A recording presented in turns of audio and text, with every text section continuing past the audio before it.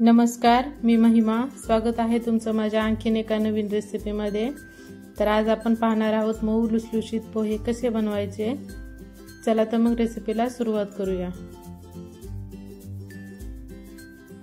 तर इथे मी तुम्हाला काही टिप्स सांगितलेल्या आहेत, तर व्हिडिओ शेवटपर्यंत नक्की बघा. तर मी इथे एका टोपल्यामध्ये अर्धा किलो पोहे घेतलेले आहेत. तुम्हाला वजनी प्रमाण माहित नसेल तर इथं आपल्याला जितक्या माणसांचे पोहे बनवायचे आहे तितक्या प्रत्येकी एक एक मूठ घ्यायची. इथं मी 3 जणांसाठी पोहे बनवत आहे, तर 3 मुठी घेतल्या आणि एक एक्स्ट्रा घेतलेले आहे थोडेसे.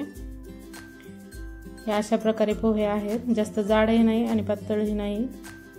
तर सर्वात पहिल्यांदा मी याला चाळणीमध्ये टाकून चाळून घेणार आहे, जेणेकरून याच्यामध्ये काही कचरा असेल तर तो खाली पडतो.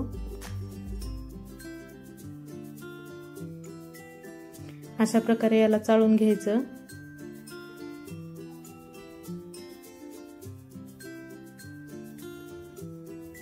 हे बघा, असा पिठासारखा बारीक कचरा खाली पडतो.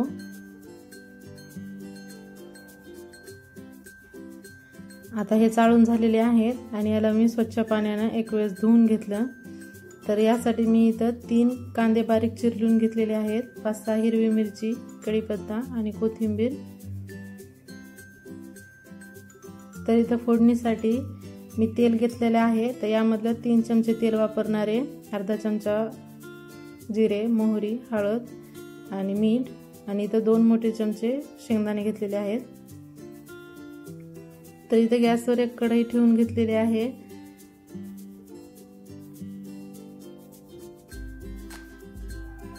तर आता मी यामध्ये 3 चमचे तेल टाकणार आहे.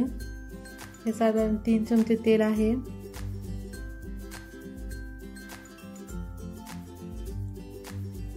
तेल छान गरम झालं की त्यामध्ये 1 चमचा मोहरी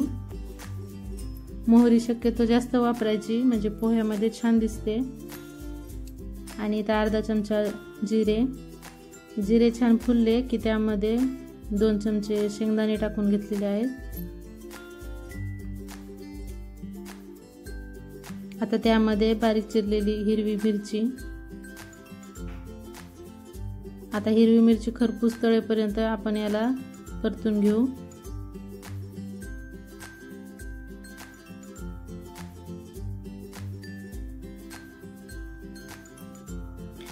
आता इथे हिरवी मिरची तळलेली आहे, त्यामध्ये बारीक चिरलेला कांदा टाकून याला कांदा तळेपर्यंत परतून घेऊ.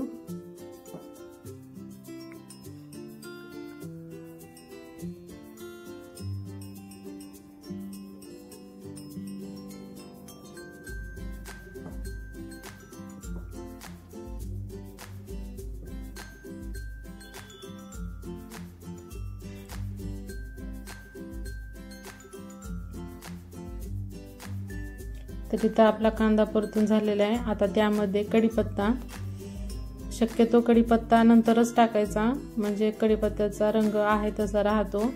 जर आपण सुरुवातीलाच टाकला तर तो लगेच करपतो. आता याला छान मिक्स करून घेऊ. आणि आता यामध्ये पाव चमचा हळद. इथं हळद मी तेलामध्येच टाकते.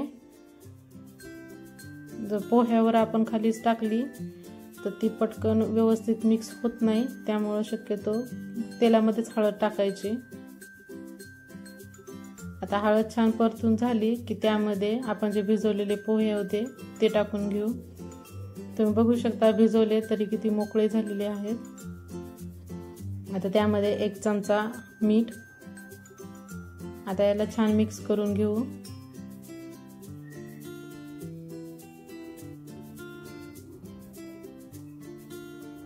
कमी गॅसवरच याला छान मिक्स करून घ्यायचं.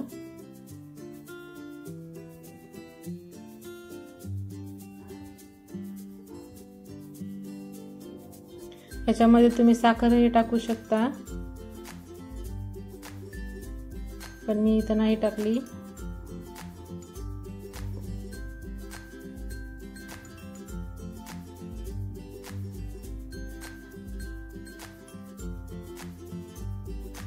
व्यवस्थित मिक्स करून झालेला आहे.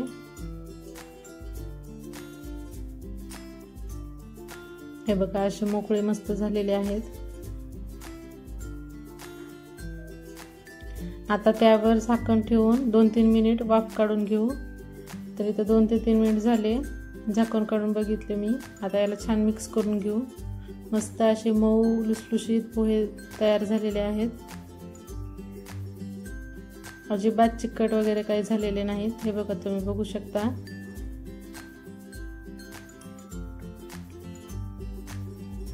आता यावर बारीक चिरलेली कोथिंबीर, आणखीन एकदा मिक्स करून घेऊ।